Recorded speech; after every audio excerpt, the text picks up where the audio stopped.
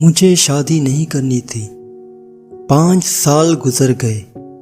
आज फिर उसी कब्र पर आकर बैठ गया हूँ। वो वक्त मुझे फिर से याद आ रहा है जब मैं शेरवानी में था। यार प्लीज़ मेरा गिरेबान छोड़ दो, कोई देख लेगा। वहाँ कमरे में बैठी मेरी बीवी मेरा इंतज़ार कर रही है।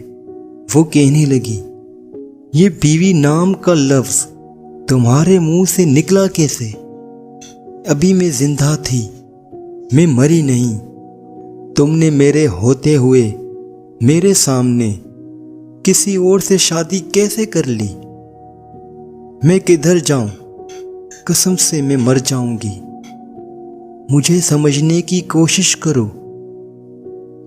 उसने मजीद मेरी शेरवानी का गला पकड़कर रोते हुए मुझे झंझोड़ा।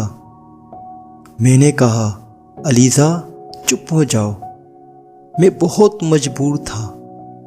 तुम्हें पता है, जब मैंने इस रिश्ते से इनकार किया था तो उन्होंने क्या कहा था कि अगर कोई हमारा अपना होता तो ऐसे रिश्ते को न ठुकराता।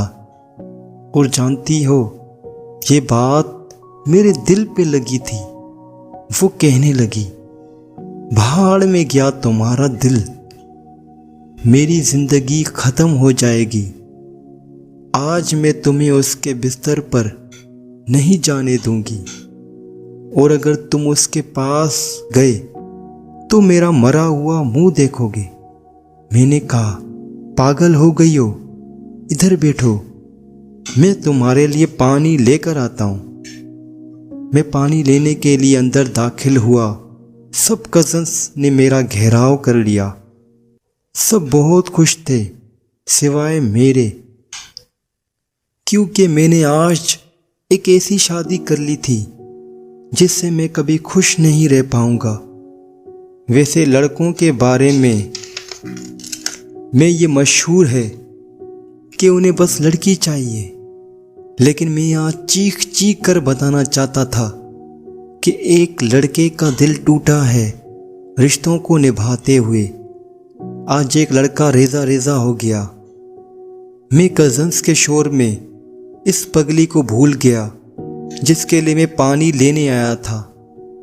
सब ने मजाक करते हुए मुझे एक कमरे में दाखिल कर दिया, जहां एक लड़की दुल्हन बनी मेरे इंतज़ार में बैठी थी, जो बहुत सच सवर के बैठी हुई थी। मैं जैसे ही कमरे में दाखिल हुआ, मुझे शोर सुनाई दिया। मैं उसी वक्त पलटा। भाग कर जाकर देखा तो कोई ज़मीन पर पड़ा तड़प रहा था। हाँ, ये वही कमली थी जो अपनी आखिरी सांसें ले रही थी। मेरी आंखों के सामने अंधेरा सा छा गया और मैंने भागकर इसको अपनी गोदी में उठा लिया और जोर जोर से चीखने लगा, गाड़ी निकालो। गाड़ी की पिछली सीट पर इसे लेटाते हुए पलटा तो आंखों के सामने अंधेरा सा छा गया और जमीन पर गिर पड़ा। मैं जल्दी से उठा और इसको सर को गोद में लेकर इसे पुकारने लगा। दोबारा इसका नाम पुकारने के बाद मेरी आवाज़ गले में अटक गई। इसके मुंह से झाग निकलने लगी।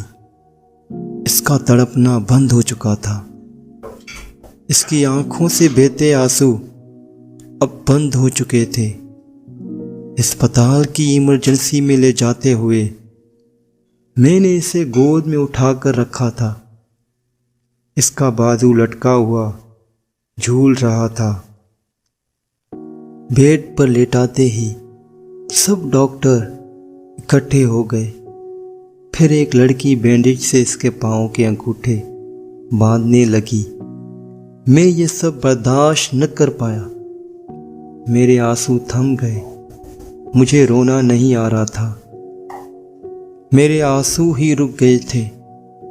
आज मेरे मुकद्दर का सितारा मर गया था और आंसू भी न निकले। ये तो नाइंसाफ़ी थी मेरे साथ। फिर एक लड़की मेरी तरफ आई और कहने लगी, सर यहाँ पर आप साइन कर दें। दिन वही था, तारीख वही थी, बस वक्त तब्दील था। जब मैंने इसी दिन उसके निकाह के फॉर्म पर साइन किए थे और एक इसके डेथ फॉर्म पर साइन किए थे।